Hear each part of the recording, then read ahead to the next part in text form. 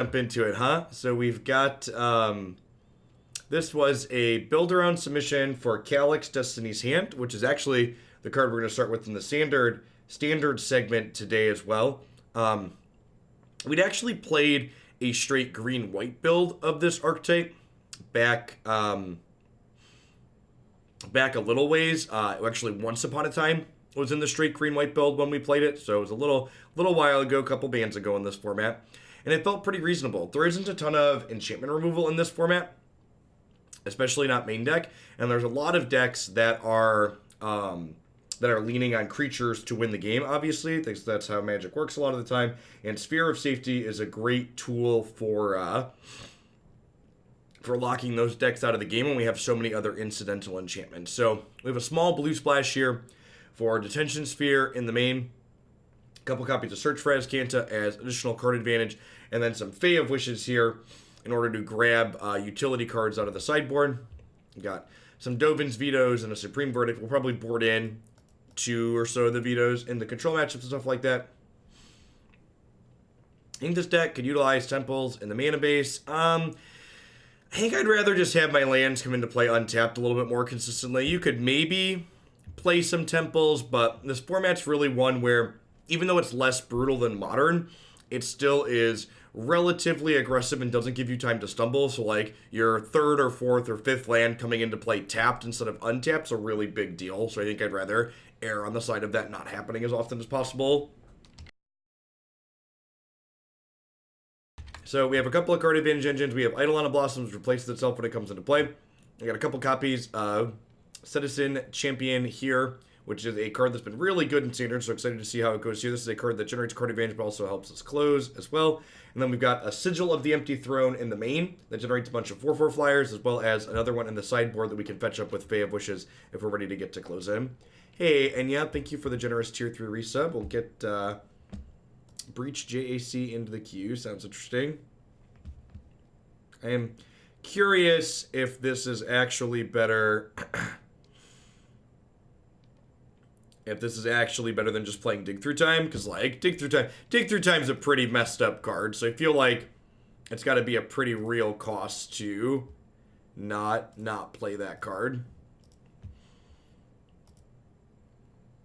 Hey, Voltaic. Good morning.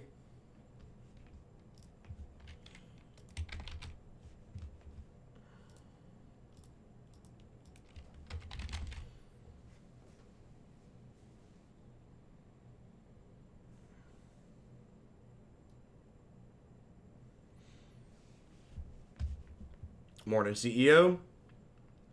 Howdy, howdy. Yeah, hopefully we hit some matchups where if this is a deck where if Sphere of Safety is good, we're probably going to have a good time and a good record, and if Sphere of Safety is not good, we're probably going to have a pretty bad time, so we'll see.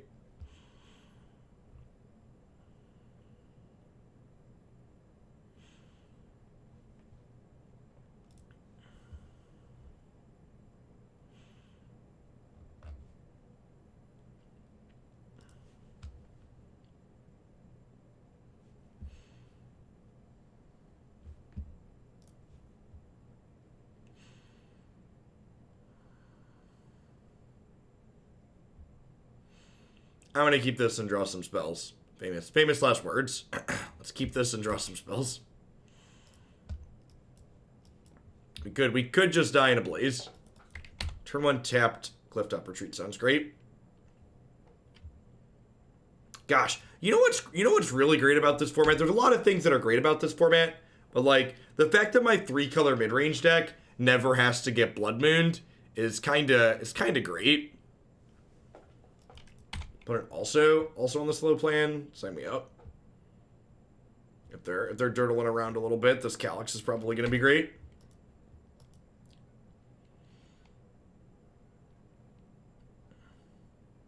Thanks, PZ. I mean, Crocs is just like a genuinely good Magic card, right?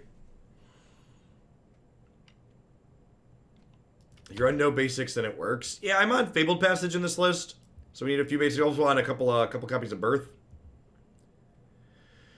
Looks like could be a big red deck with a white splash here. Morning, Camboni. In fact, something to maybe worry about is there's a chance that their splash is related to, like, enchantment hate. We might see, like, wear tear out of their sideboard, perhaps.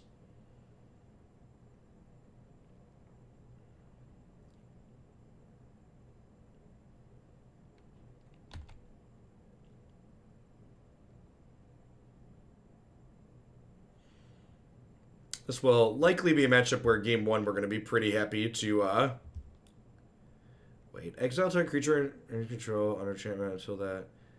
Oh. If you tuck things under search for Azcanta, it transforms, and transforming doesn't leave the battlefield, right? So if you tuck things under search, they stay under search when it flips into a land, right?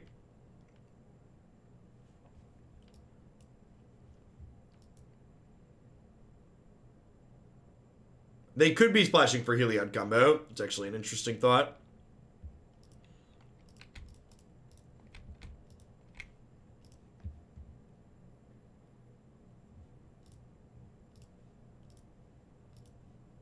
Maybe this is wrong just because now this dies to a Burn Spell or a Chain Whirler. If they spend a Burn Spell on this, I'm not too sad. If they spend a Chain Whirler on it, I'd be kind of upset. Because they're not really spending it on it, it's just like incidentally dying. Boros Charmant. Yeah, that seems like a good exchange for us. Hey, thanks for the 16 months, Watercat. I appreciate that. Welcome back. Thanks for keeping me around. Now, I don't think I would have done what I just did there if I hadn't drawn Search, but Search for Azcanta means the Calix can die, and I won't, I'll still have a Sorcerer card advantage down the line, which is great. Hey, Maltmeister, thank you for the 20 months of support. That's a long time. I appreciate you keeping me around.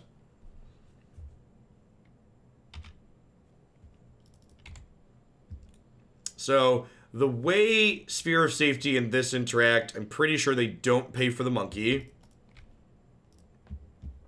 So that's something to think about.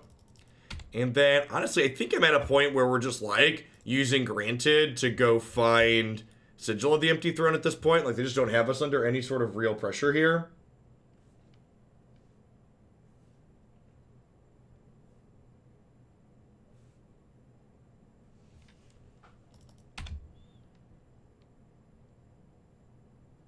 I do have a Leyline of Sanctity on my sideboard to wish for explicitly that purpose. We have one Leyline to protect us from Heliod combo, as well as just like burn spells that might be able to kill us through the Sphere of Safety.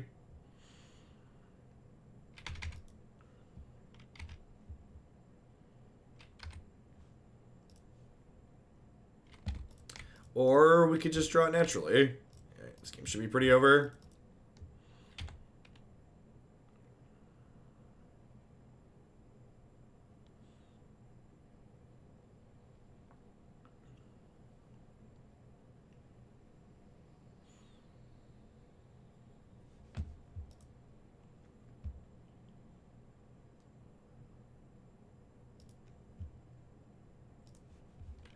You have a Chandra.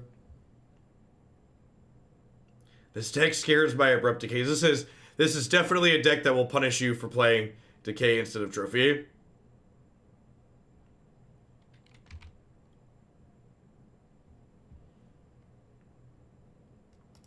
Nope, definitely in for Eidolon down the line. I think I want to cast out the Chandra first, though. Let's go ahead and take that off the table. Get a 4/4.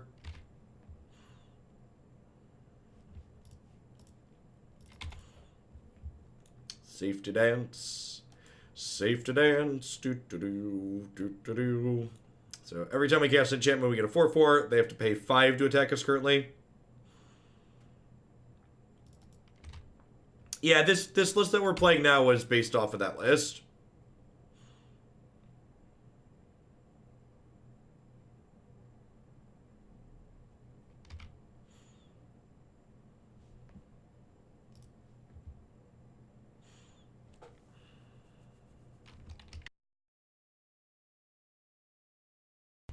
So, I think I just exiled Torbran. Very, very little probability they can race me without that card. Yeah, the blue splash is very small. Last time we played this deck, we talked about maybe adding a blue splash. So I wanted to see what it would look like today. I think I leave the Leyline in the sideboard for these are all Fave Wishes targets. It seems like a Nyx-Fleece Ram / Baffling End matchup for sure.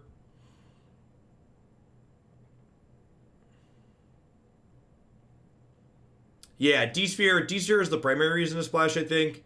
And then, like, once we're there, search for Azcanta and Fade, just like, are like, alright, these are good cards too. Need 3 cuts here. I feel like Calix is probably a little bit slow.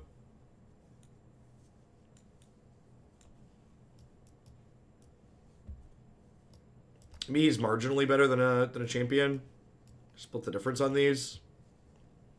Similar. It's similar to Eidolon, right? Maybe he's better than Eidolon, actually. He's not an actual enchantment himself, is his only downside, but maybe we'll go 3-2 here. Probably don't need as much card advantage in this matchup. Oh, I need to bring one more card back in. Sure, so we go 3-3. Easy peasy. When deck lists get reviewed. Deck lists get reviewed at the end of every stream. So unless you sent something, so I did last deck list review was like, when did I sign off yesterday? I did deck list review at like 6 or 7 o'clock yesterday, I believe. Or maybe it was later. Yeah, I came up, I went upstairs to see Christy right after, so I don't remember exactly when I did it, but I definitely responded to the deck list submissions last night. Looks like there's 2 waiting for ones that I need to look at. I think I'm supposed to mulligan this. I think knowing that they could be a deck with an aggressive draw, I need something that does something a little bit sooner.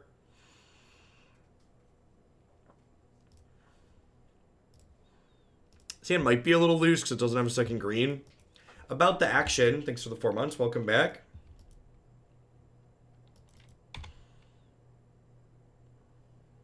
Hey, Ted. Good morning. Perfect.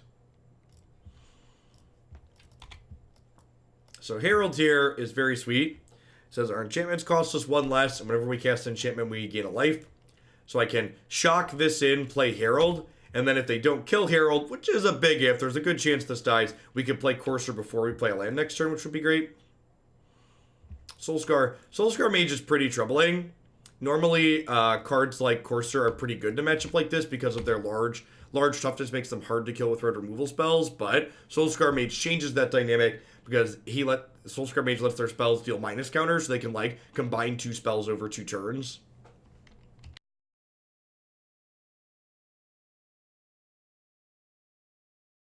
Well, that's kind of terrifying.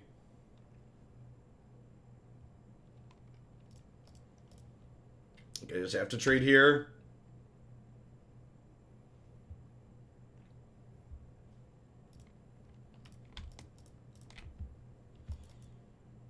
So Courser, we play with the top card of our deck revealed.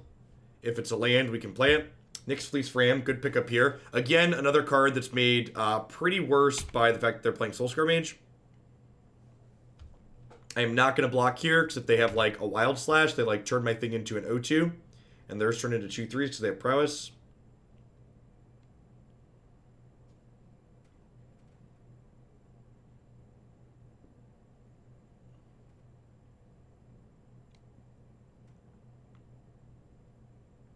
Yeah, this card's pretty common in the opponent's archetype. Just a pretty reasonable sideboard card for applying pressure when they're looking to race, which they're definitely looking to race in this matchup. We'll do that. I think I'm just playing Eidolon. I guess I don't really want to draw Fae of Wishes. I can play Calix as, like, hey, look, a distraction. And let's do that. Let's Calix and plus. Because, like, not only does this draw a card and possibly finds those removal spells, it clears the top card of our deck too, although that's a blank.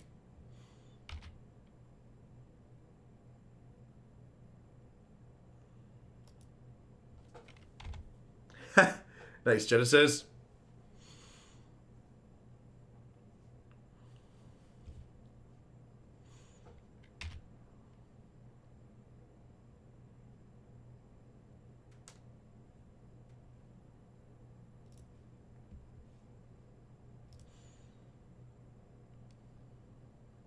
I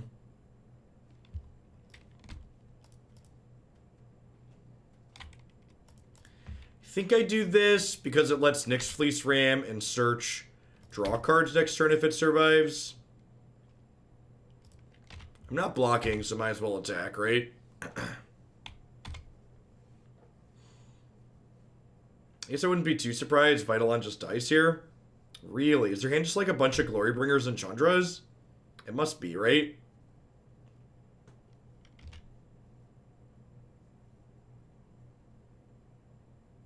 Wow, they're supposed to have all uncastables, huh?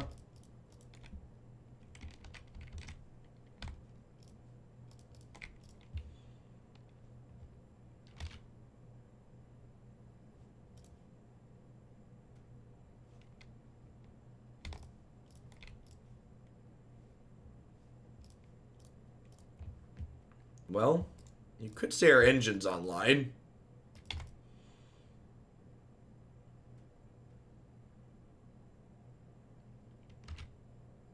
Yeah, like, not only are they missing land, but they just, like, don't have any action, right? Okay, so I expect to see, like, a Chandra come down here. Because the fact that they, like, didn't kill my Blossoms, like, has to mean their hand is just, like, full of 4s and 5s. Yeah, okay, that makes sense. Hey, Rekindled Soul, thanks for the 15 months. I appreciate that. Welcome back. So, like, who do they kill here, though? They, like, kill the Eidolon when I got 2 more? They probably killed Courser, right? Wow, they're killing the Eidolon. Okay, that's kind of surprising. Like, they don't have good attacks.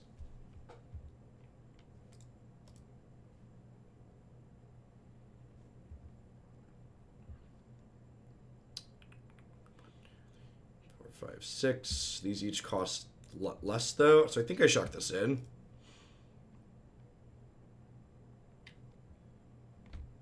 I get to just draw like 600 cards now, right? So like this comes into play, draw 1. Eidolon 2 comes into play, draw 2. Search for Azcanta comes into play, draw 2. I gain 3 life on all of these. These all cost 1 less because of Herald of the Pantheon.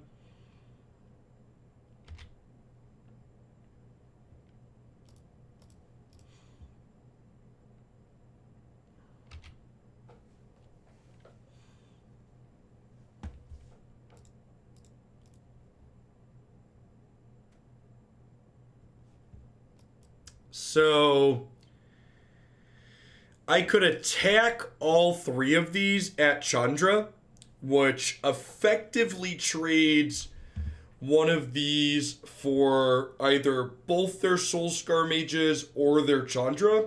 Is that a good exchange for me? I feel like it is. I feel like it is.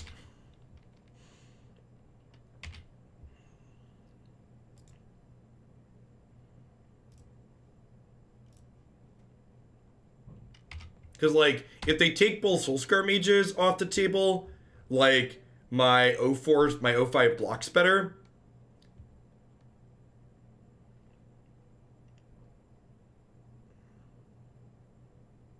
Oh, yeah, I guess this is a possibility, too. I didn't think of this permutation. I think I'm still okay with this.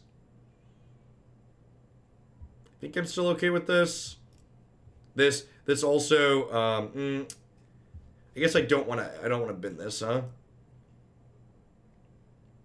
Yeah, I agree, Steric. Potentially removing their ability to make mana. Sounds really good. Okay, so this is hitting us for 6.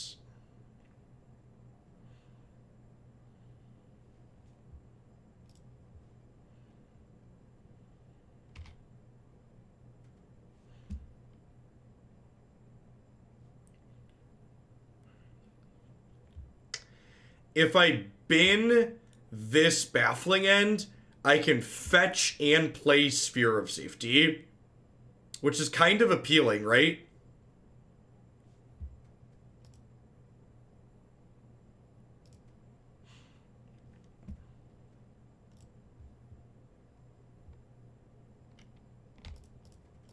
Because it accelerates me.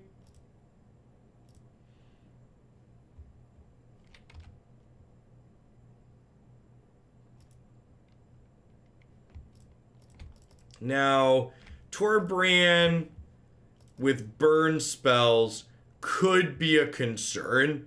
Okay, there's a Calix. Okay. Now, I can play and then pick back up and then grant it for a Leyline here at some point, which would be good. Hey, what's going on, Jin? Good morning, Mr. Silicon. That's really good. Chain Whirler post store brand is no joke.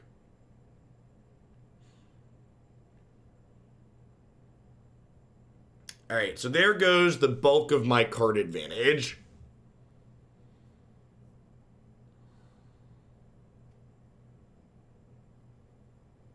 Hey, we'll do Watercat.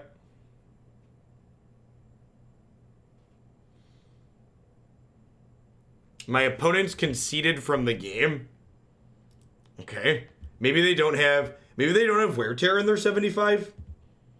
They don't have ways to kill enchantments. They must not have ways to kill enchantments in their 75, right? And thanks for the biddies, Watercat. Like I said when we started, if we hit matchups where Sphere of Safety has text, we're gonna have a good time.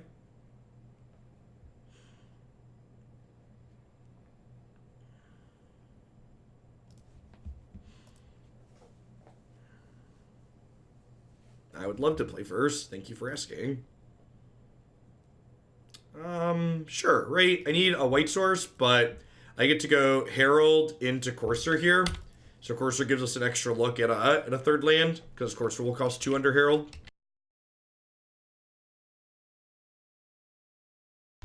Okay.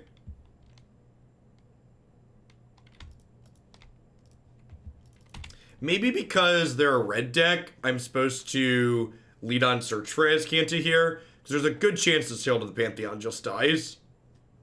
So if the Herald dies, the search for Azcanta gives me an extra shot at hitting my land drop, which is ideal. It's like, if the Herald dies, I can't put Courser into play next turn if I brick on a land. Morning, Warlordy. Good to be here. No blocks. Yeah, I think I should have played Search. I think I should have adjusted my game plan based on not only what we drew, but how they started. Yeah. Sick.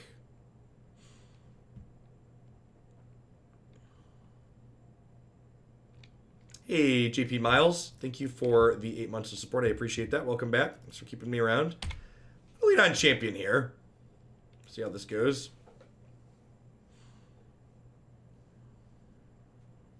Hopefully they're just like, land, cast Bone Crusher Giant, attack for 1. Well, they'll attack first and then go land Bone Crusher. No blocks.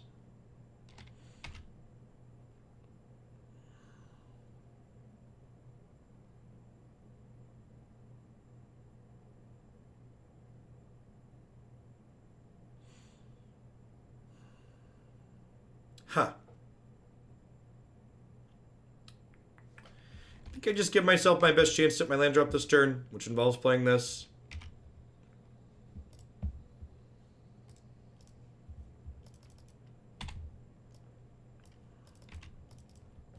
Might have also been right to, like, Baffling End and then gamble hitting the land and then play Search for Azcanta. Could have been a possibility there, too.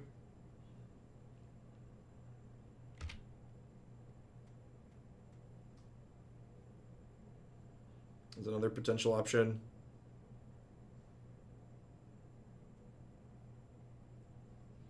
Gosh, chat, who's excited to give them the dirty D, huh? Now we don't even have to show them that we had one. So we have to go Baffling End, draw the Detention Sphere.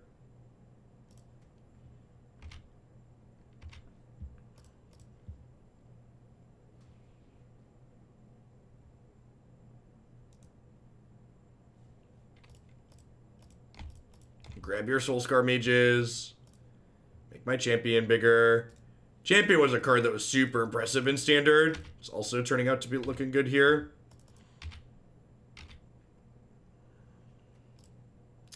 Am I blocking this next turn?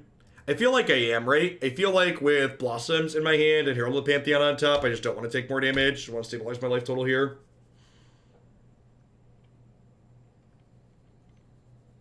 So if they attack with Bone Crusher and like have a stomp, I think I'm okay with that exchange, and their board's not being developed this turn either.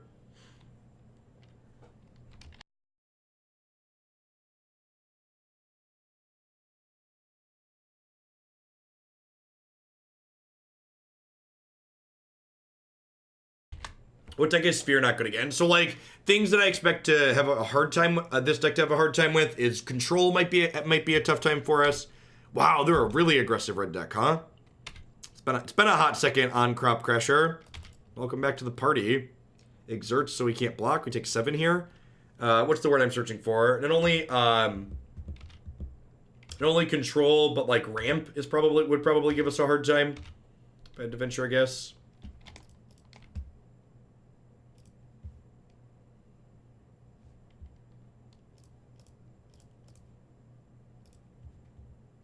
This gains us a life from Herald, draws us 2 cards. It draws when it comes into play, and then Champion draws us a card. So you get 3 looks at a land tier. Swing and a miss.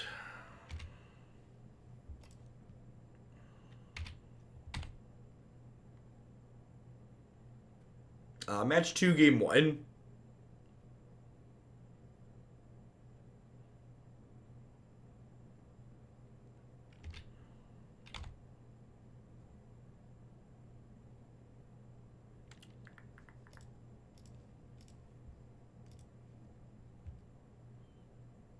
So let's get rid of their on-crop crusher here.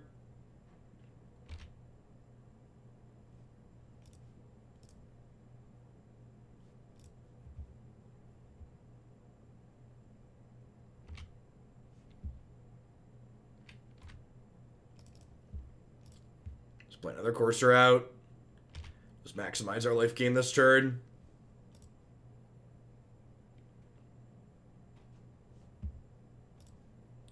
Hey, Grapple. Thank you for the 23 months of support. That's a long time. I appreciate you keeping me around. Put in seat enough for the engine. The engine is a purr in chat. The opponent's like, yep, we're done here. Hey, Jack Frost, thanks for the 4 months of support. Welcome back.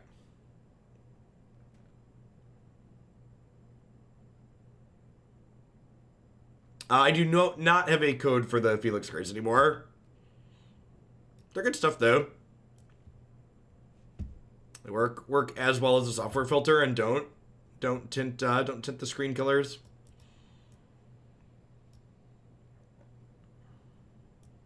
I think I just trim these because I don't need that much card advantage at the top end. I have Calix, Eidolon, Champion here. Maybe Eidolon is better than Calix. I'm gonna split these 2-2. Let's try that. Champion was really impressive there. Got real big, real fast. So it's a huge blocker.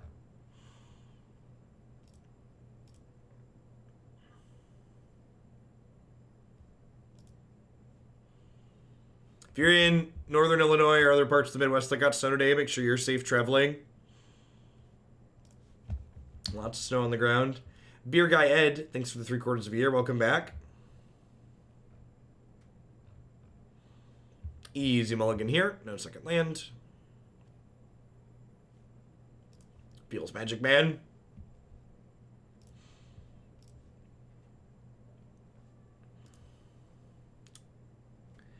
Did I go Sphere Courser back here? I think. This 5's pretty good. Soulscar Mage is just so good against our big booty blockers. It's so unfortunate. It's like makes creatures that are like snap blocks with. You like have to take pause and be like, oh, do I actually want to do that or not?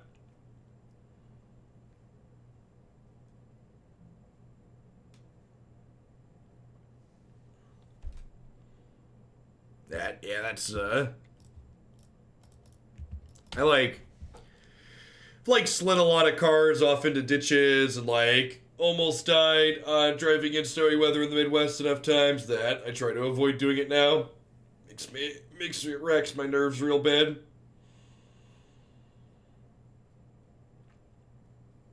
Yeah, feel free, just like throw it up in chat. Or you're welcome to throw it in the subs Discord or wherever you want to drop it off at.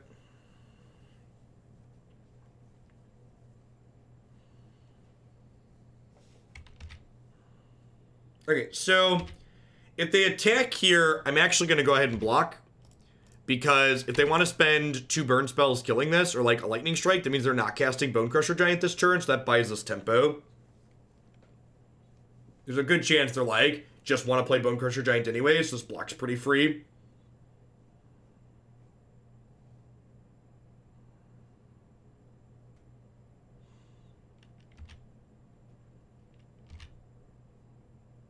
Okay, so they're going to stop me and then Wild Slash the Nyx-Fleece Ram? Sure. I think this exchange ends up okay for us. Perfect. So I get to Baffling End, this Storko, and then play this tapped, and we get 2 shots at a land with Courser next turn.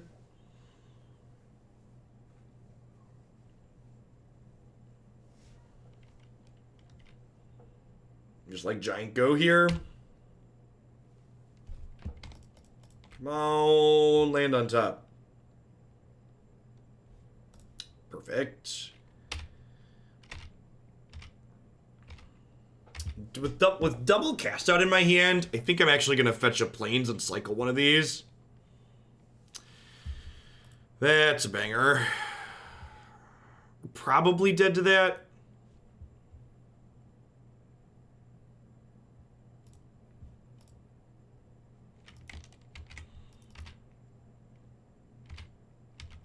This is going to exert, and we're going to take 8.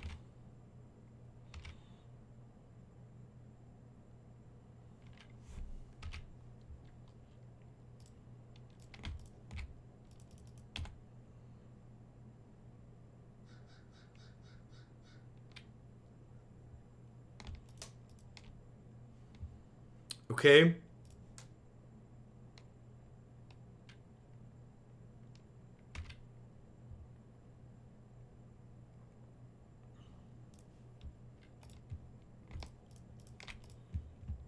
This keeps Mutavault from beating down our door.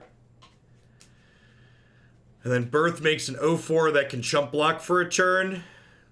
And we can Herald plus cast out next turn. That's exactly lethal. Makes Courser not block, and then they fire up the Mutavault. It's a solid curve.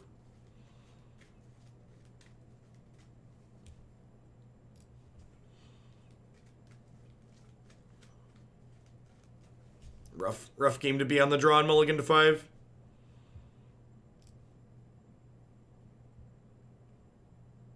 Yes, this hand is keepable. Might even be good. To go untapped land, Herald on 2, tapped land, Detention Sphere on 3. Start working our way up to the Sphere safety.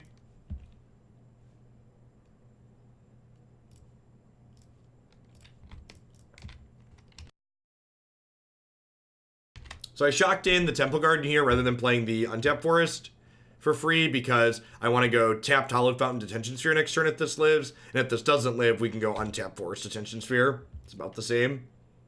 No blocks.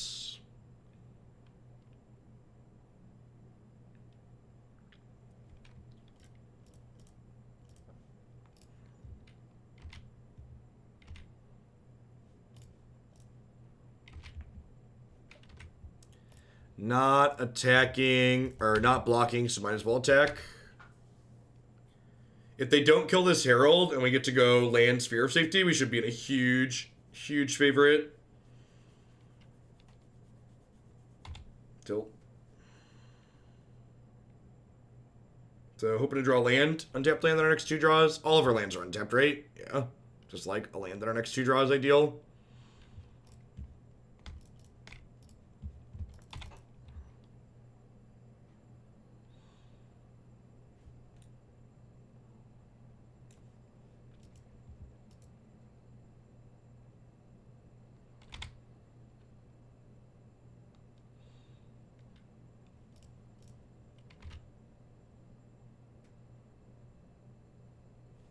Lightning Strike's pretty punishing. Land. Come on.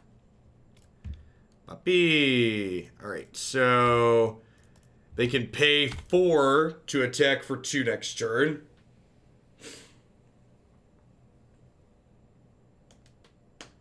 And then they'll be locked out of attacking when we play the second sphere. So we just gotta find a Courser or a Herald to start gaining some life. They do have double Ramanap runes in play here, so we are, like, theoretically 4 life lower than the scoreboard says.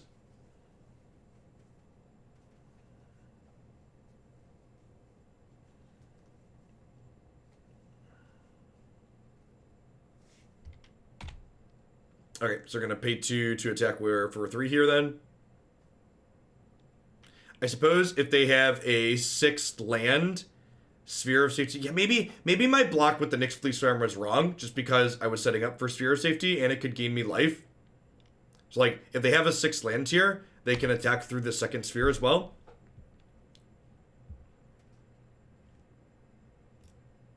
Oh, you know what? Playing that land is wrong, because we could draw Courser of Kruphix. And then that land turns into a point of life. So I should hold on. I should have held on to that. Close game here. I think my block with the Nyx-Fleece Ram was wrong. It's probably going to cost us the game. They could also, like, just have creatures. Like, if they just have creatures from here on out, like, they can't do anything. That's really scary. That kills us very quickly. Need to cast out, like, right now. Cast out our D-Sphere. Yep, probably dead.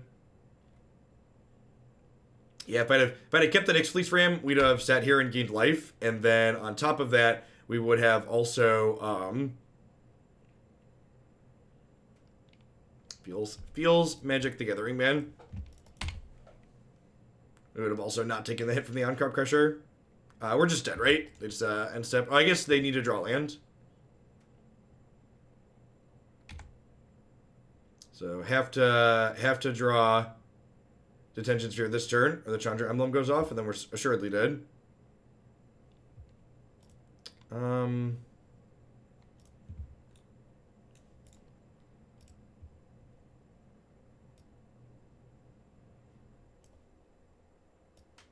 Oh.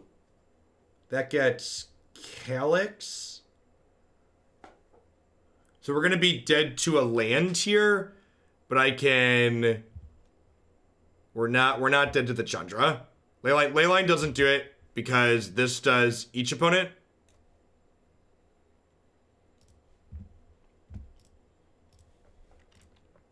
So we're in the not dead on board position because I put Calix on the sideboard. So Calix, we are dead to land though because they can attack with on-crop crusher.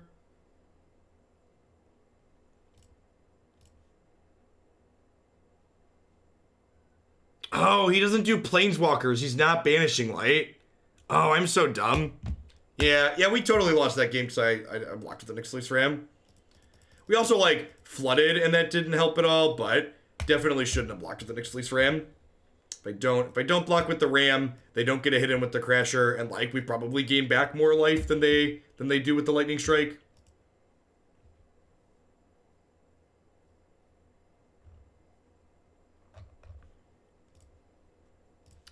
Close set. I generally like playing against red aggro. I think that's one of the things that, like, the last standard format was really missing.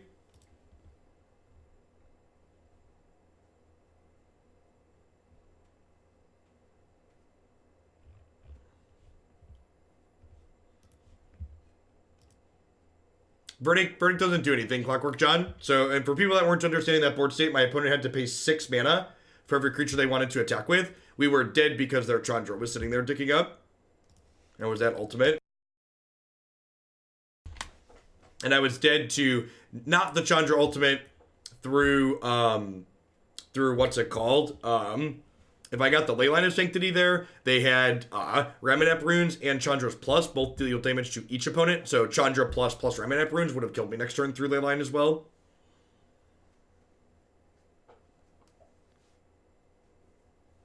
That's actually good to hear. I hope there's a competitive red deck in Standard. I think formats where there is a competitive traditional red deck are good. I think the fact that most of the aggro decks last season had to play Embercleave meant that the format was less enjoyable than otherwise could be. Playing against combo aggro is a lot less satisfying than playing against traditional red aggro in my experience.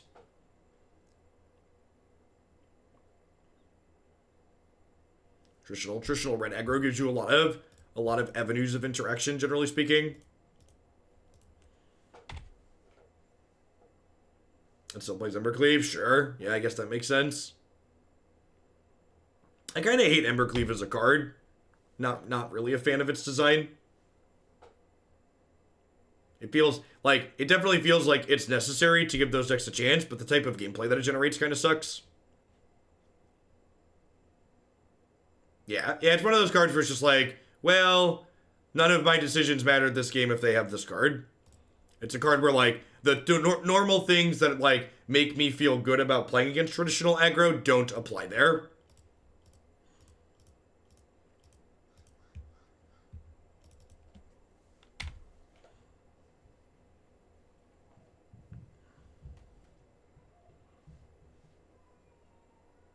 Yeah, like honestly, a big part of the problem with Embercleave is that, like, it's good at 5 mana.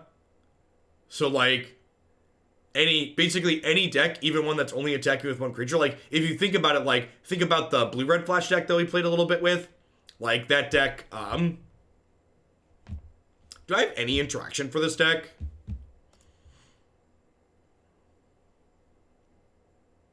I don't, right? I just have 0 counterplay. I'm gonna concede this match and go on to the next one. Lotus Field deck just devours these mid-range decks. You just don't have the ability to put them under a clock. I mean, honestly, Cube, I don't even know that Timely Reinforcements would be good enough. You want a Dream Trawler plus Embercleave? That's probably unnecessary. Dream Trawler wins more than hard enough on its own.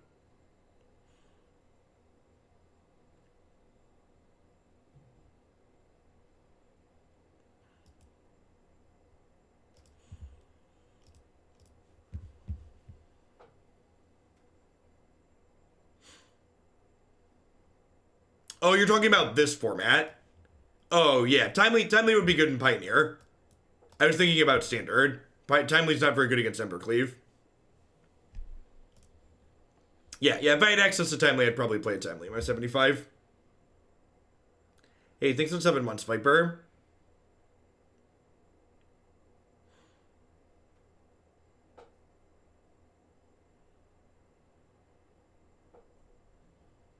Yeah, three vetoes don't really do anything if you don't have a clock, though, Griffin.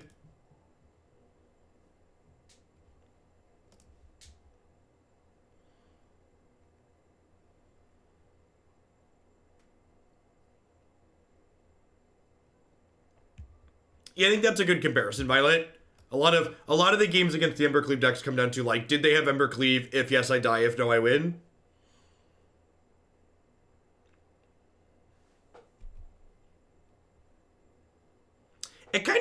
It's kind of frustrating in a way that, like, I really like the Vorthos or storyline that went into Eldraine as a set. Like, I like the whole fairy tale setting, but, like, so many of the designs in the set were just such a big miss that it kind of, like, put a damper on it.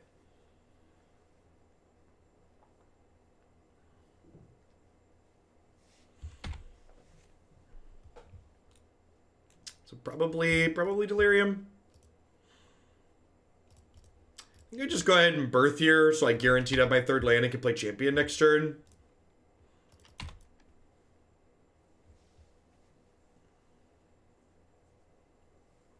Criminally underrated. I think he's appropriately rated. I think he's a card that has reasonable text, but has a pretty strict build-around requirement. And cards that are, generally speaking, heavily synergy-based have a harder time making an impact. I've been impressed with Calix in the decks we've played him in, but, like, he definitely has a huge cost associated with him.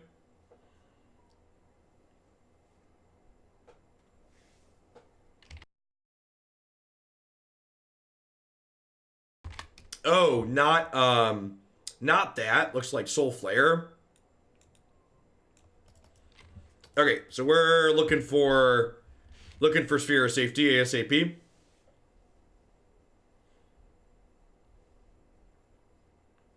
Yeah, I agree. Calix kind of highlights to me, but Theros feels like the opposite of Eldraine in terms of designs. It's a lot of designs that are like really sweet but not overbearing, and like cards that are good that don't automatically slot into everything are cards that are ideal.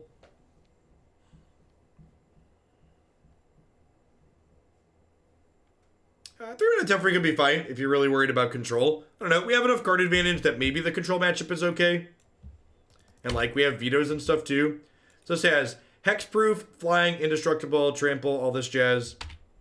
So with this draw here, I think we just grab a forest here. Do I? I could grab... So do I grab forest and cast Eidolon, draw 2? Or do I grab island and granted for the safety? I think I'm just supposed to do this because I need more enchantments in play for Sphere of Safety to really matter yet.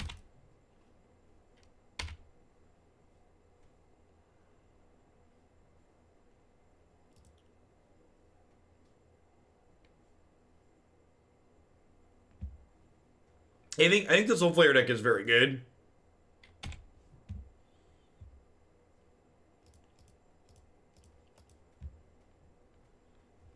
So this currently kills us in 3, so we have that long to get set up.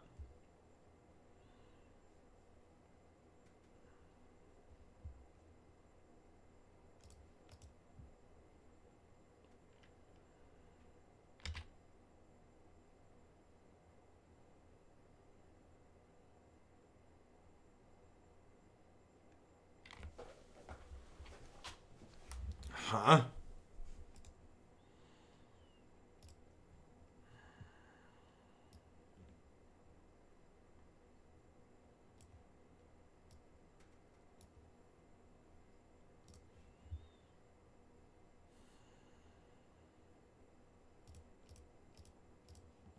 Yeah, I don't know that we can get set up fast enough here. So, like, there's the Sphere of Safety, but, like, I don't know that I'm going to be able to have enough enchantments out to stop them from attacking, right? Because, like, I'm dead in 2 currently.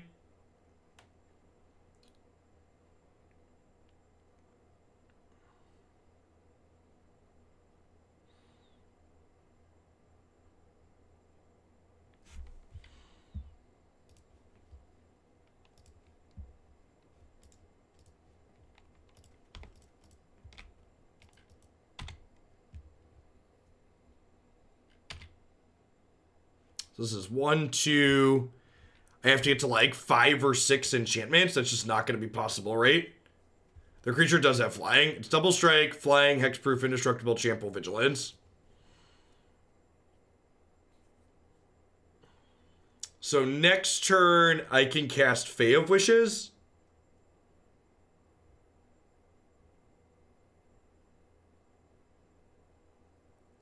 Yeah, the problem is they can hit land drops the next 2 turns. Yeah, I think Fae can buy us a turn though, right?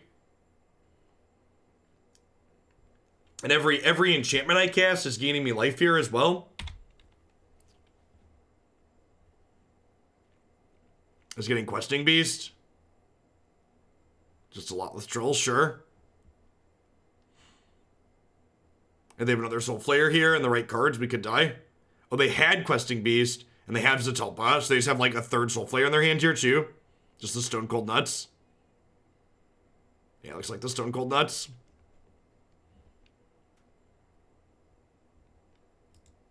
Feels Magic Man.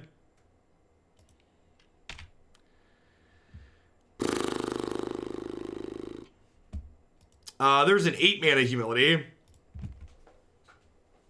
Well, if they didn't have the Stone Cold Nuts there, I think we would have actually had a real shot. But unfortunately they did, so we didn't. Rest in peace sounds great.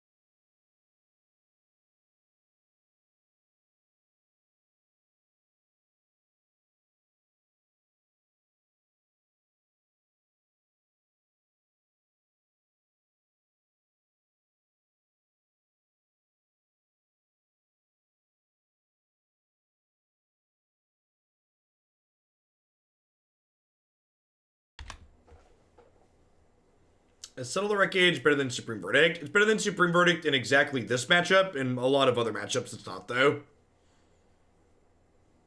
Being able to, like, actually clean the board out, I think, is important.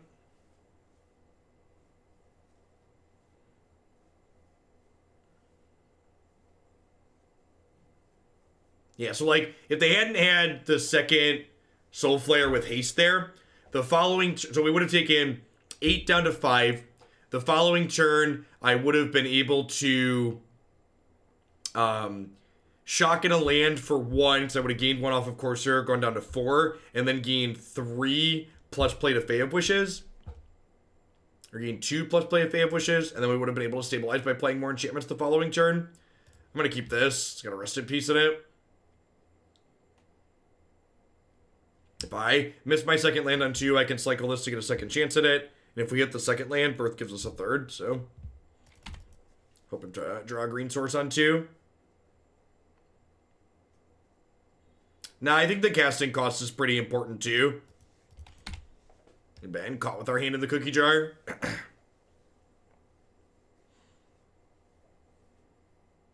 think paying 8 mana for sweepers already a lot. Paying 9 mana for sweepers, like, out of the question. Well, you know, magic.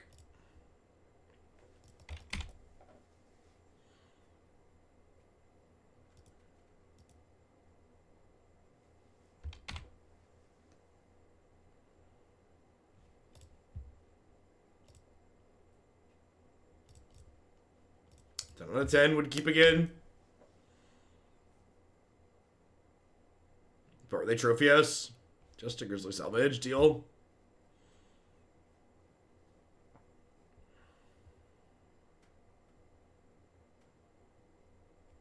Yeah, I agree. Game decisions like that. Like, one of the things that I really disagree with people on when they talk about how they would like to see this format change is a lot of people complain.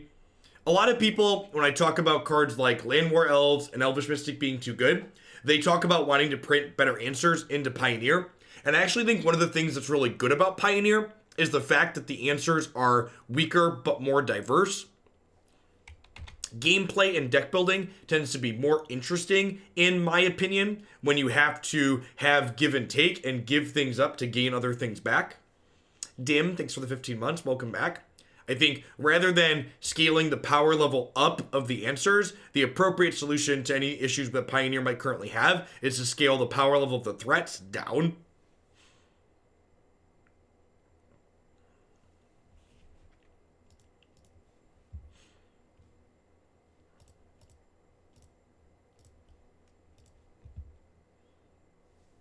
It's a better answer for 1/1. They basically want Lightning Bolt. They want like really push cheap cards, basically.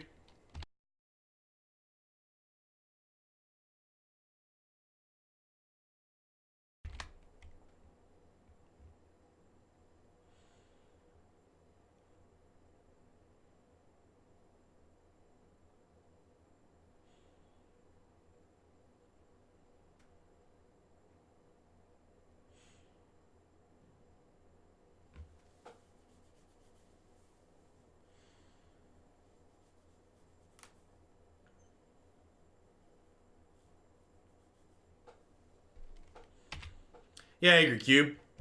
I think if people had to, like, choose between different 2-mana accelerations, that would also be good for the format.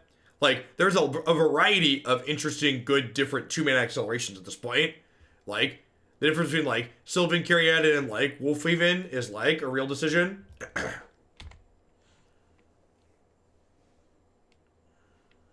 think my favorite bad Magic player take regarding Pioneer was when I was having a conversation about ramp decks with someone, and someone was like, the problem with ramp decks is we don't have cards like Path to Exile in this format. And I was just like, you don't understand that the ramp deck is like casting Ulamog and Ugin. Like, Path to Exile doesn't help you against those cards.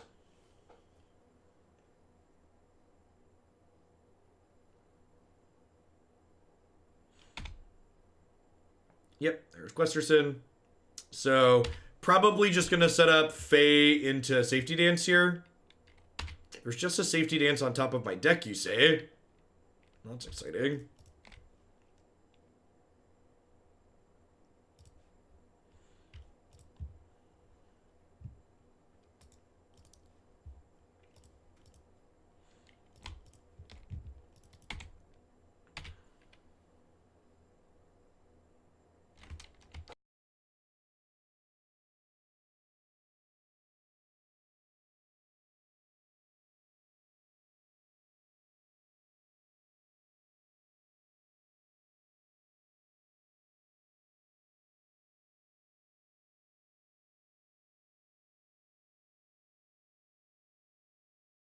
Yeah, big agree, Journey. Big agree. Jalark, thank you for the 2 months. I appreciate that. Welcome back. Hope you're having a wonderful Saturday wherever you're at. Thanks for keeping me employed here. So, Azcanta can't flip, but it does improve the quality of our draw each turn, which is nice.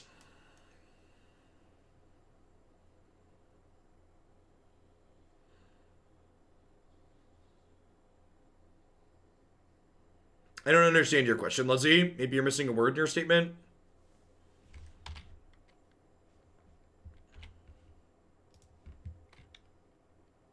The fact that the yes/no hotkeys don't work with search for Azcanta is so obnoxious.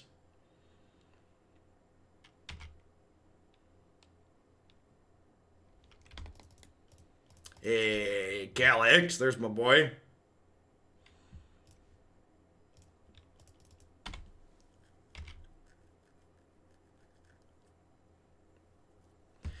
I guess Calix isn't... Well, Calix can exile the questing beast, I suppose. That's probably the line, huh? It's like Calix take him away.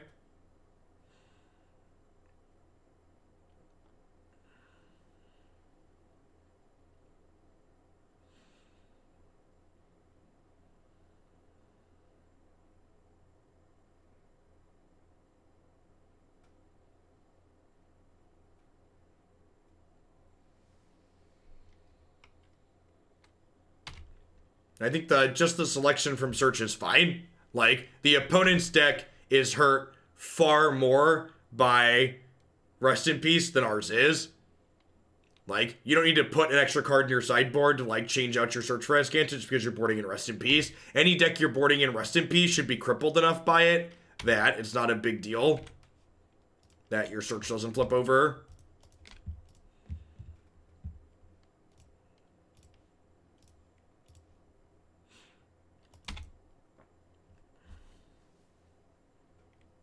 How's this feeling so far? Okay, I mean, it's about going as I expected. The matches where Sphere of Safety has text are interesting and we have play to them. The matches where Sphere of Safety does not have text, we just die. If we get to untap with Calix here, we're going to be in a great spot. He says before his Calix dies.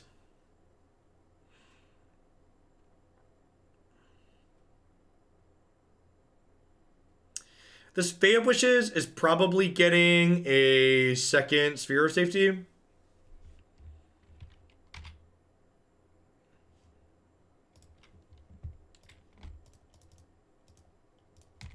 Deal.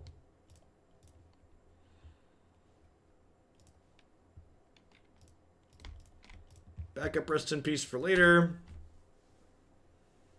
Also just gives us another cheap enchantment in play to make them pay more mana to attack.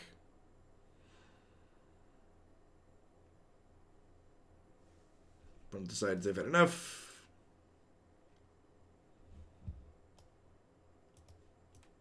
Okay, I'm pretty happy with how we sideboarded. Let's run it back. My lack of a Detention Sphere in the sideboard might be a mistake. I've only got 3 in the main.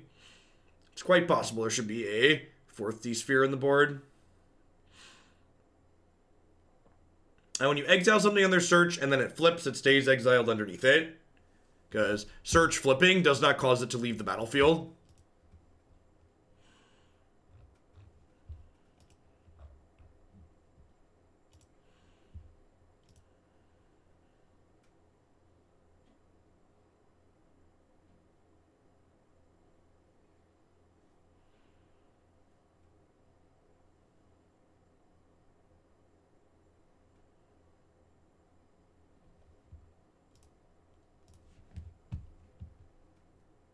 Yeah, lands are harder to kill on average. You're not wrong.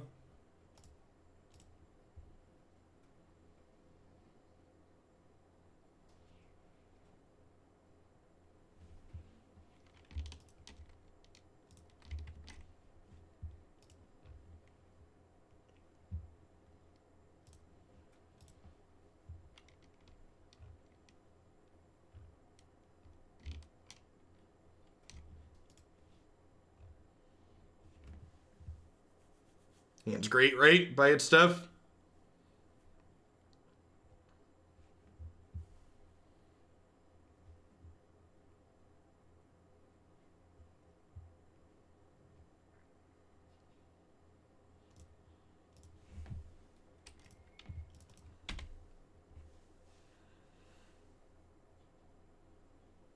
Yeah, I agree, Maloney.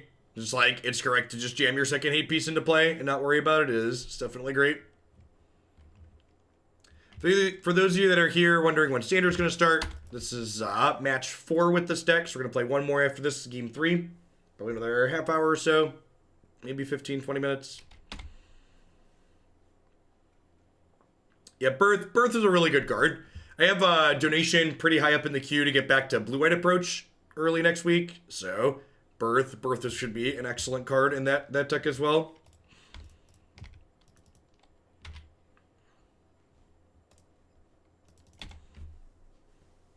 I think we're tentatively going to get back to doing like 7 to 8 Pioneer decks per week starting next week.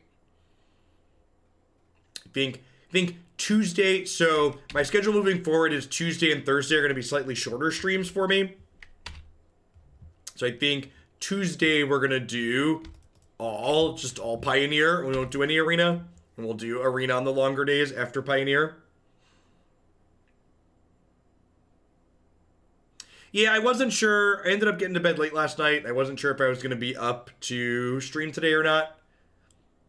So I took it off my schedule just in case I couldn't.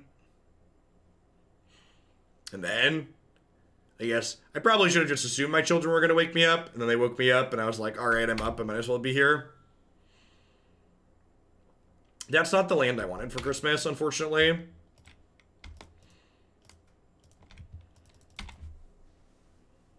It's like, there's a bunch of snow on the ground outside, so you can't really go anywhere with the kids anyways. Knock out a few decks. Pioneer and Standard both are popping in the queue. A lot of submissions to churn through.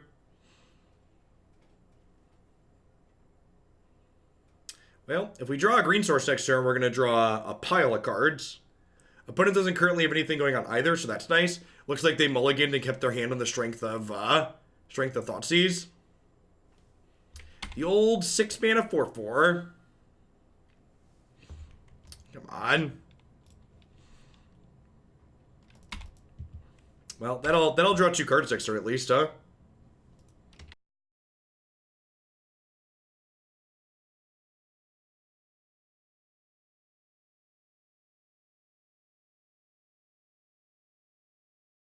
Might as well use this as a game 4.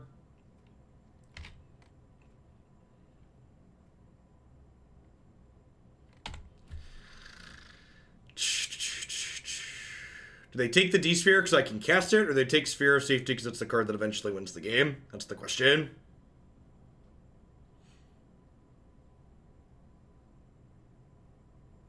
If we hit a green source, the whole hand just unlocks, which is great. Fabled Passage, Forest, Green Shock. Hand goes crazy. Even a non-green untapped land here lets us like Fae of Wishes and grab something useful out of the sideboard. Have another Sphere of Safety there. You can also grab Starfield of Nyx to get back Rest in Peace or something. Opponent is not far off of Hardcast Atalpa. It's 8 mana, right? And they have Mana Confluence and Sylvan Caryatid that make white currently.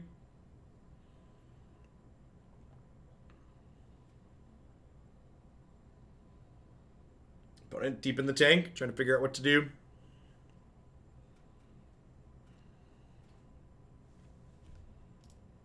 Okay, so I'm mostly just casting this because I want to draw 2 cards.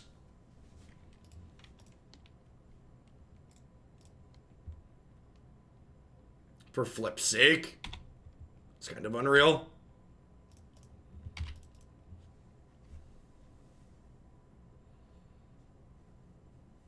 Obviously, they should have taken the D-Sphere, because they would have taken the D-Sphere. We just never would have done anything this game. There, 1 land away from Cast Atalpa.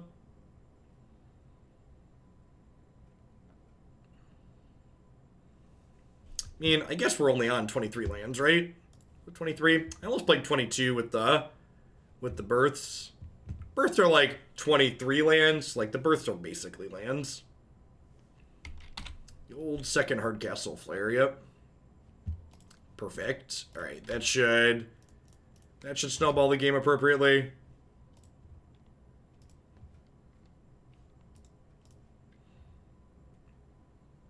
Sick.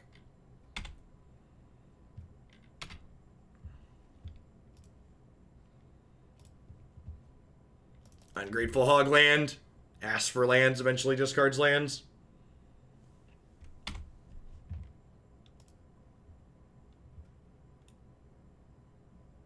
They have Ashiok? Weird. Is running 25 land fine? Yeah, probably, doof. I've got a run back for Approach coming up. So we'll probably sit and think about... I'm going to be sitting and think about that here sometime soon. We should get back to Blue-White Approach by Tuesday, I think. Really? They killed... I guess that one has the enchantment subtype. Feels weird that that's the one they killed, though.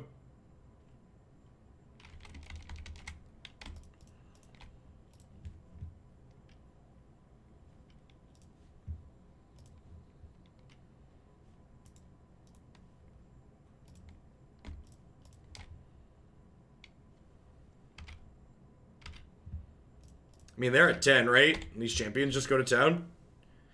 Gosh, I kind of think maybe my split on Champion and Blossoms might be wrong. Might be right to... Like, I'm on 2 Champions and 4 Blossoms right now. It might be right to play 4 of this, or at the very least 3-3. Champion's been very good. Alright, 2-2, chat.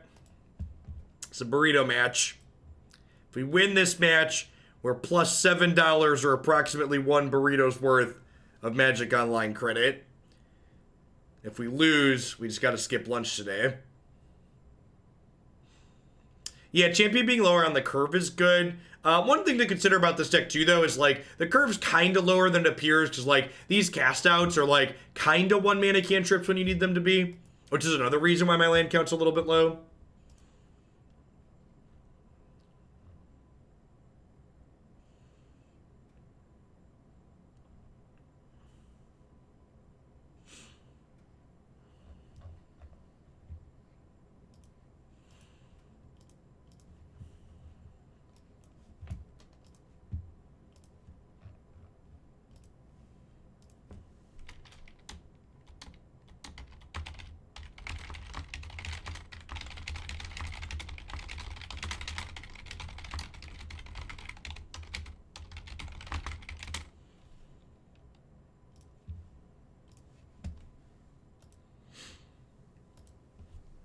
Okie dokie. Give me a deck that attacks.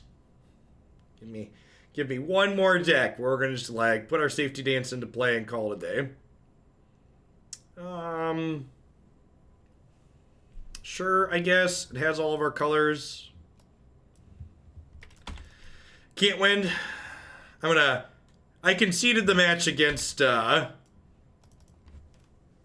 Lotus Field, but I'll play this one out to show that we can't win. Although I do suppose that having Champion in the opener is probably our best shot to win here. But Radiant Fountain, for those not familiar with Pioneer, signifies that they're playing the ramp deck, and the ramp deck just devours dirtily mid-range decks like what we're playing.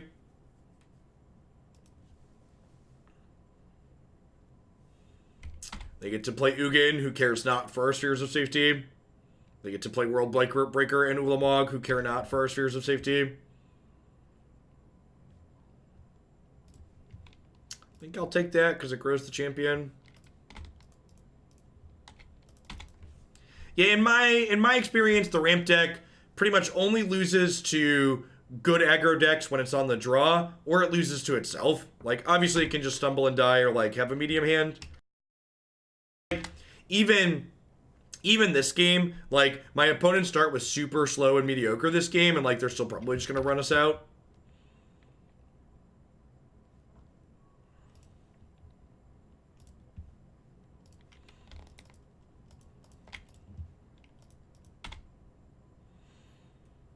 We'll draw 2, attack for 2. Hey, Polly, thanks for the 19 months. Welcome back.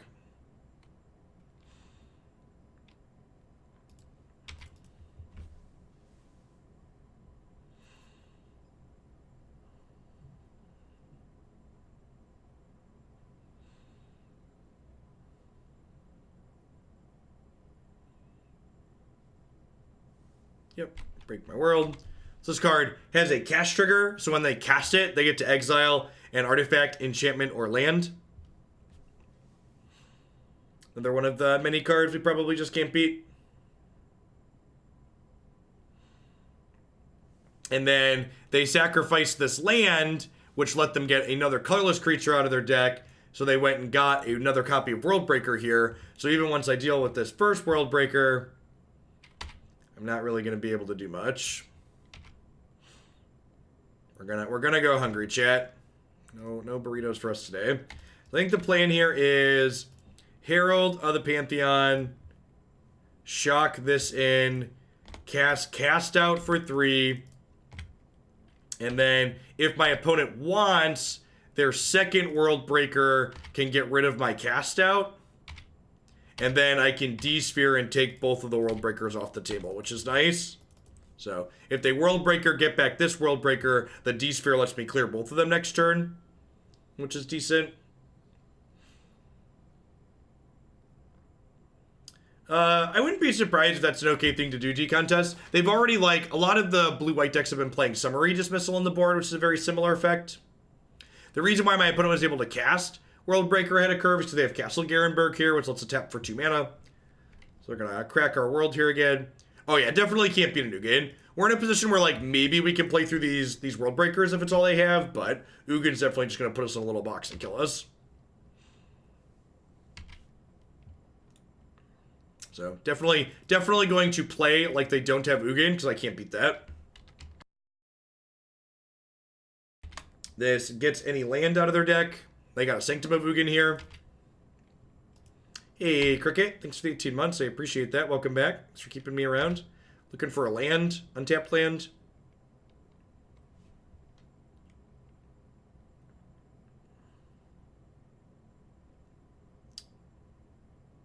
I think I've been that, looking for the land. Perfect. So,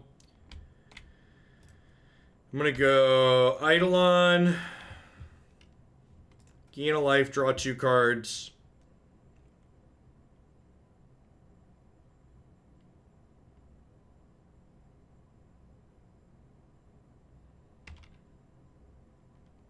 And then I'll cast out the Ulvenwald Hydra here.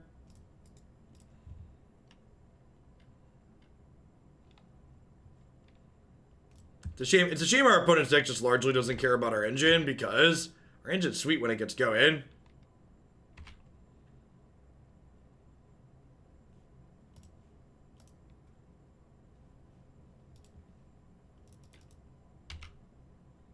I mean, I don't have time for that, Lord Aaron. I don't have, like, really efficient enough disruption to disrupt their inevitability in order to, like, spend 11 mana and then get back to it. Like, the amount of time it takes to win with approach is astronomical. Like, do you think having an approach in my sideboard means I can win this game? Like, if they cast Ugin here, having an approach in my sideboard doesn't matter, right?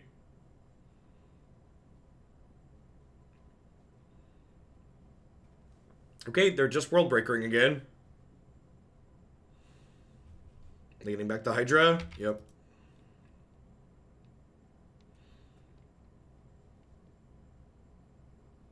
And hey, would you look at that? They got another World Breaker. That's exciting.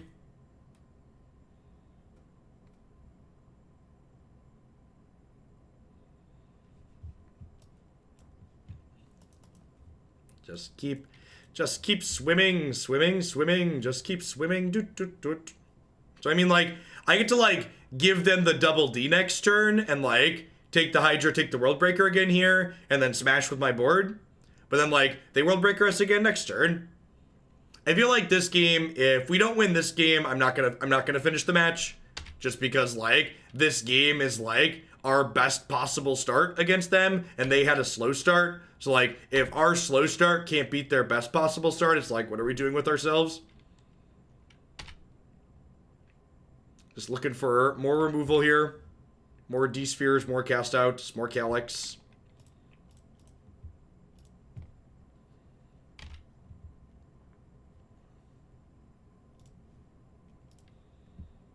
They're never going to have multiple World Breakers in play, Polly. Every time they get it back, they're just going to get back the Hydra.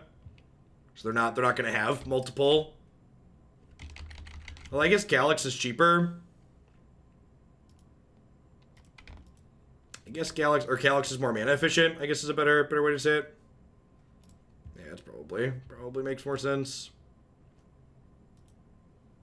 Oh, you're saying I could do this, and then it's appealing to get back the World Breakers? Yeah, maybe that is the line. We can bait them into it. I am frequently a master at baiting.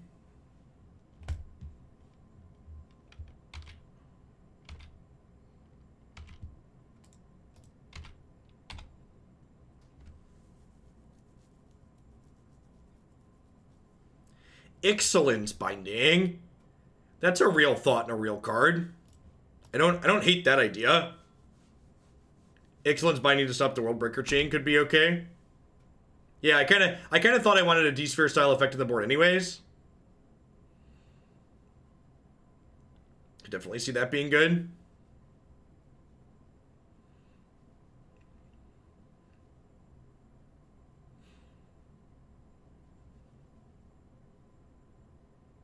Are they dead?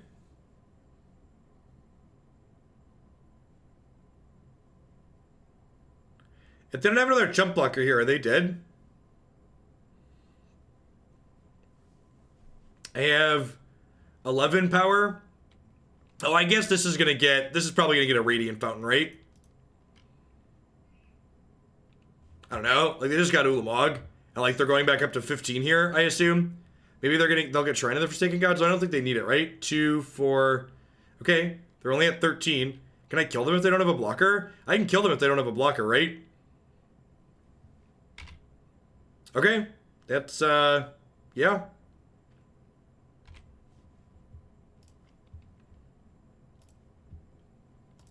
I said if we couldn't win this game, it was unwinnable.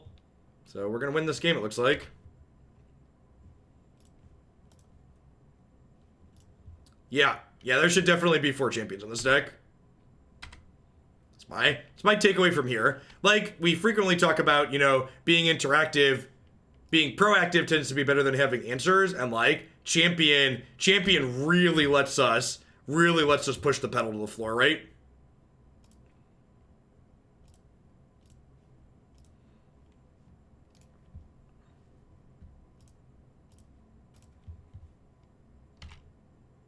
I also think they messed up here. They should have gotten Radiant Fountain.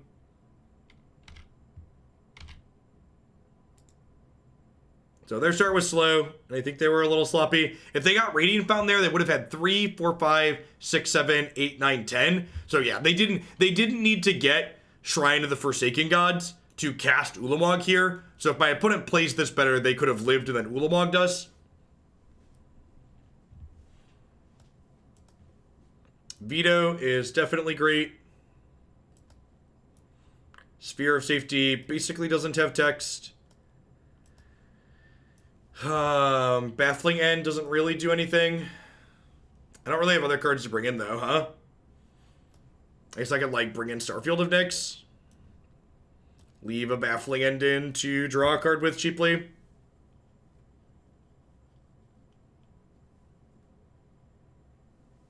Baffling End on elves early might be important. Yeah, I guess that's true. That could maybe be okay. I think Calix is a good card. I think Calix is a constructed playable Magic the Gathering card. They have Wishes might just be too slow. If I cut these and leave the Baffling Ends in, just board in the other Sigil. I think I like that. Leyline of Sanctity insulates from cast triggers. I'm going to give you a 10-minute timeout to go read the Magic rulebook to learn why that's not true.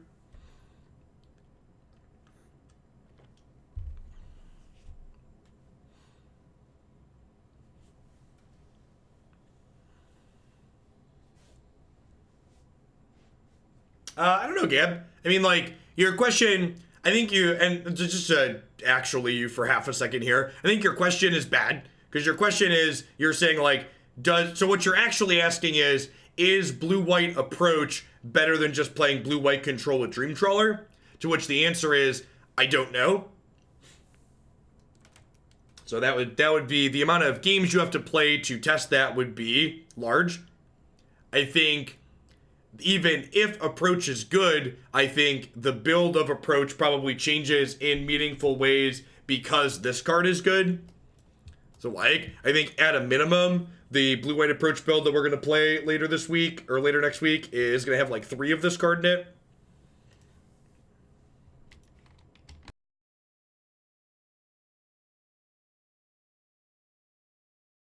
The sand is great. I'm going to bottom Calix here, I think.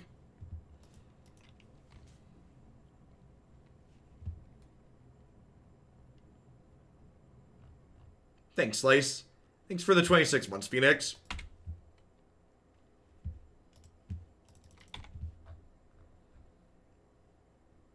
Your town has no good burritos. What a tilt.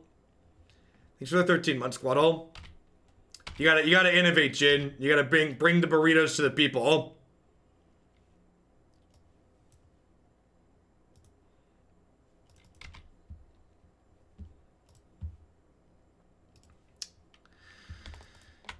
I think because I don't have a third land, I just have to jam this here. It's kind of appealing to hold up Veto, though, to, like, stop Anissas here. But, like, they could also just go, like, third land Elvish Rejuvenator, and then I feel silly holding up the Veto, so definitely correct to play the Search.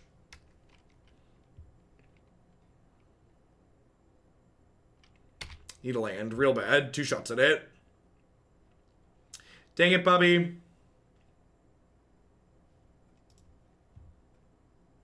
Got greedy, got punished.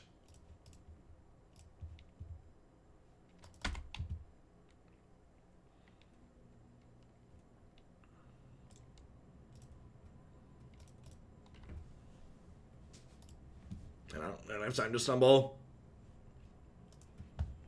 I don't know. I kind of feel like I had to hit.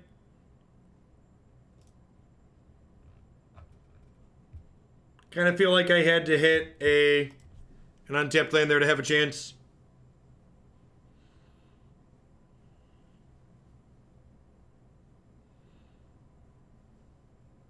I mean, honestly, against aggressive decks, Birth is probably better than Wall of Omens.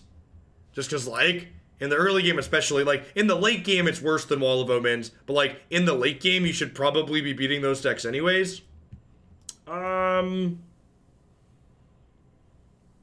as much as I want to just, like, mulligan aggressively for champion, I only have 2 champions in my deck. So I definitely think there should be 4 champions in this deck. That's gonna be one comment about it.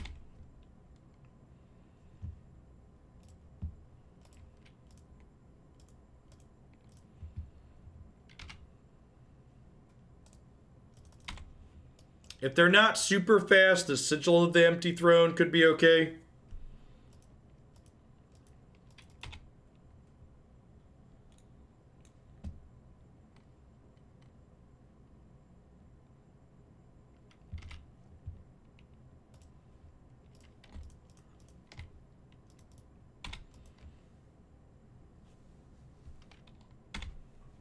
Yeah, I agree, Jin. Big agree. Another thing that's possible to consider for their Rejuvenator just missed. That's so lucky. Another thing that's possible to consider for this archetype that we're currently playing is maybe the Accelerant. The Wolfwillow Haven could be a card that we want to play here.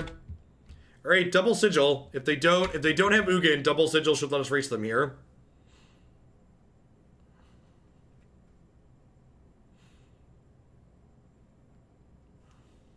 Now, the problem is they have 5 mana, but this taps for 2, right? So next turn, they're going to get to... Next turn, they can play Worldbreaker. And their Worldbreaker can find another Worldbreaker. So if we get Worldbreaker next turn, we basically just can't win.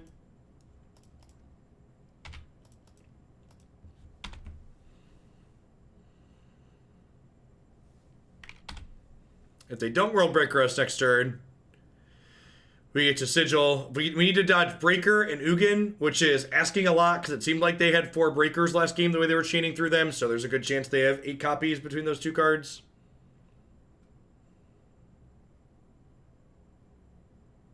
Yep.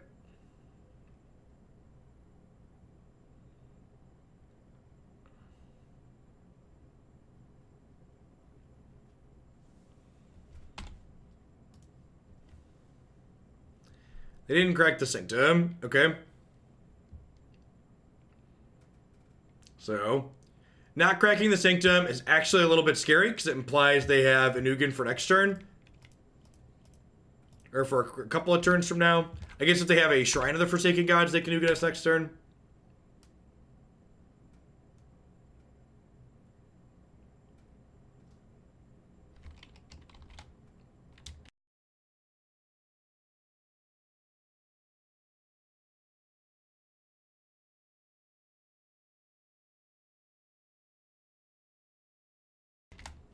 Okay, down to 2 cards here, but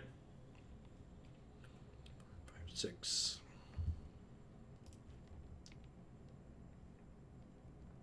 That's a Veto. Huh? Okay, so Veto means I can beat an Ugin here, right?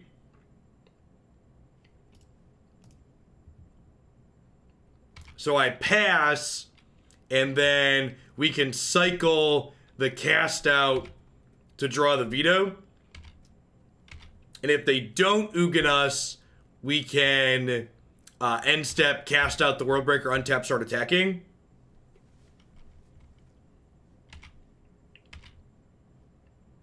We're also getting into Ulamog range here, though.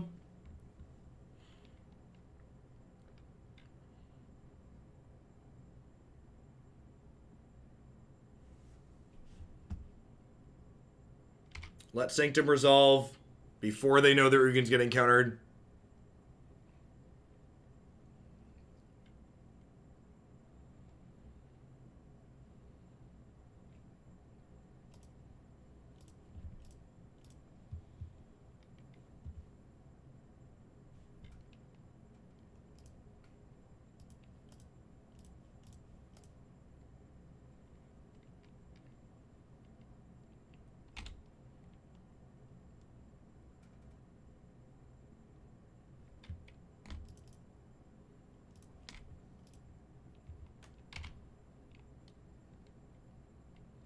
So we're going to lose Sigil next turn.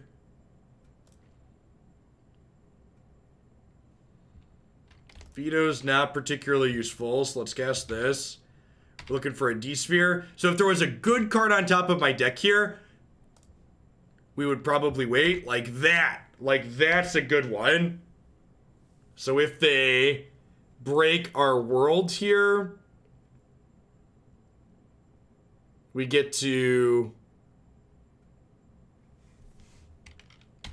Well, shoot.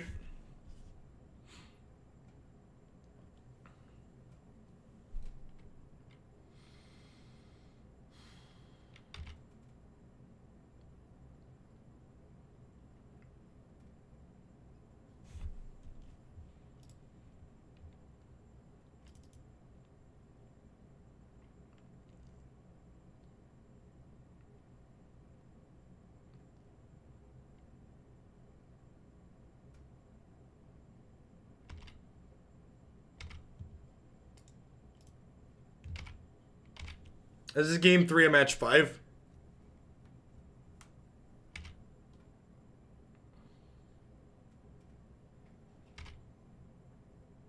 Alright, I just give this the D now, right?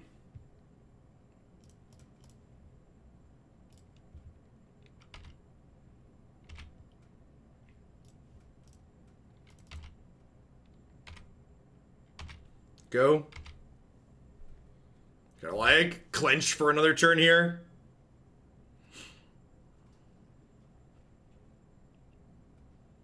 If they only have Worldbreaker, they're dead here, right? Because they get to Worldbreaker, exile a thing, but then Calix gets to exile a Worldbreaker, and then they block 4. No, I guess they're only going to 2. So if they have Worldbreaker, they're not guaranteed dead here. It's unfortunate. I guess Calix could plus looking for another D-Sphere, and that could be lethal if they only have Worldbreaker.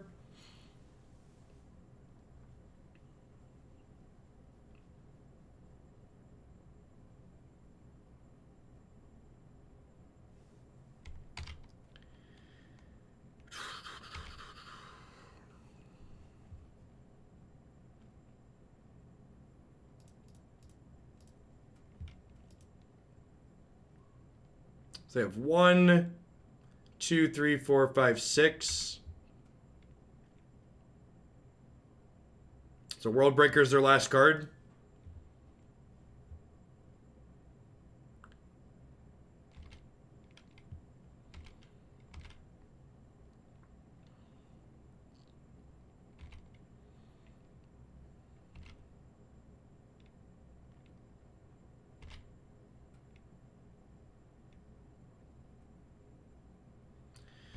So next turn, they have World Breaker. They have 2, 3, 4, 5, 6, 7, 8, 9, 10, 11. Is that right? 4, 5, 6, 7, 8, 9, 10, and then 11 because Castle is 2. So if they draw a land next turn, they can World Breaker and Perilous Vault me. Are they dead? You're right, they're dead. I'm dumb. Yeah, you're right. Two angels are hitting them. You're right. You're right. Why did we do it? Did we do it? I think we did it. Hashtag sometimes lucky. Listen, we did the old MTG arena. Tink killed them. We are... Alright, so what was this deck doing and things I want to do differently? I don't know that Fae of Wishes was actually good in this deck. It felt kind of clunky and slow in my deck that was already kind of clunky and slow. I feel like this was kind of a miss for me, and I'd probably get rid of it. Detention Sphere was very good. I'd play more of that. Wait, was there supposed to be a...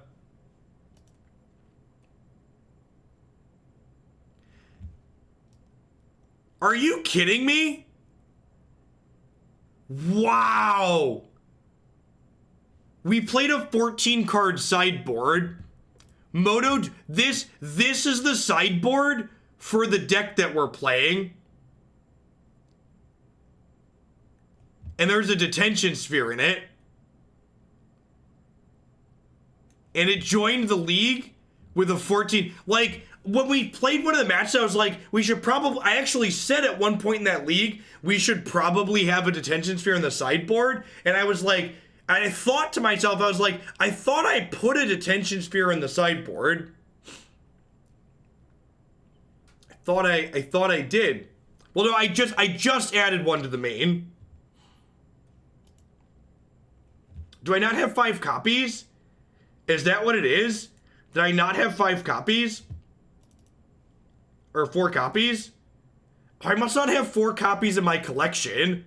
Weird. Weird that it didn't flag the deck as unplayable.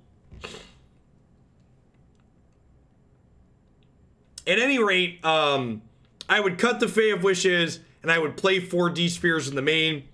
The search for Azcanta was fine. Setessan Champion was really, really good, and I would cut an Eidolon, and I would get up to 4 Champions. Champions are a way we can steal games in matchups that are hard, where we can't just control the board with Sphere of Safety, where we need to race them.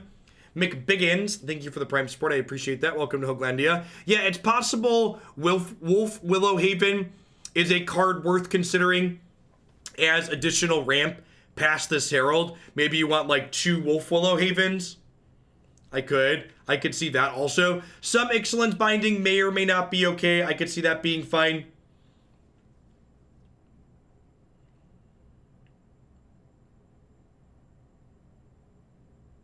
So, I don't know, like, there's still, this is only 56 cards. So, like, if you add a D-Sphere and you add two champions,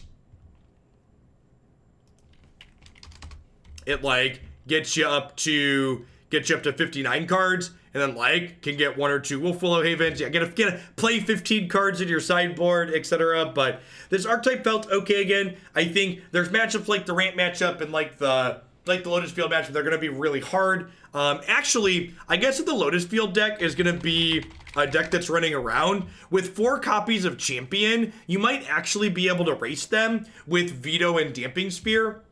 So, like, if we're not playing Fae of Wishes, you can trim some of these cute one-ofs out of the sideboard. So, like, you can get rid of Starfield, and you can, like, get rid of Supreme Verdict. So, maybe you, like, play a couple of Damping Spheres and, like, hope Sphere plus Veto is, like, good enough there. You probably do want Leyline still in the... Let's take a second to actually finish this deck. I think this deck's kind of sweet. You gotta put 2 Leylines in the board, and then I can put the updated configuration under the thing. 2 champions, and then the Wolfwillow. Is that what that card's called? 2 of those. Gosh, look at how pretty that curve is, chat. It's like a real curve.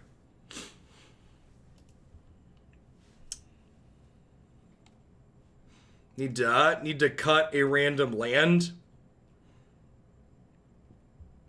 This is 6, 7, 8, 9, 10, 11, 12, 15. How many green do I have? This is 8, 9, 10, 11, 12, 13, 14, 15, 16. Can definitely cut a green if I'm adding a Wolfwillow Haven. I think I go down to 22 lands. If I'm adding 2 of these as an accelerant, seems fine. Kraken Null, thank you for the 17 months. Yeah, I agree. I felt like this deck had some good play to it. I feel like this card was a really big upgrade out of Theros for it. Calix was also very good. Little bit of card advantage that also doubled as a little bit more interaction. Felt very reasonable. I'm honestly impressed with our ability to like take the ramp deck down in the third one. Like between Champion and Sigil, you probably have a real shot in some of those matchups, which seems good. So yeah, I'm gonna go ahead and export this. So this will be the deck list that'll be under the video description. And if we were to play this again, I think I would play something like this. 3 basic planes for only Sigil at 5. So you need extra basic planes to play Birth. So I think Birth was very good at multiple points, but it requires that you have like enough basics in your deck to like go fetch with them. So between Birth and Fabled Passage, I think three planes is the minimum. All right, what are we doing? We're going to roll on into some Standard. We're actually not done with Calix just yet. We're going to roll on into some Black, White, Calix, and Standard. I'm going to do a quick ad roll while I get set up to switch over to Arena. Thanks, everybody, for hanging out today. Don't go anywhere.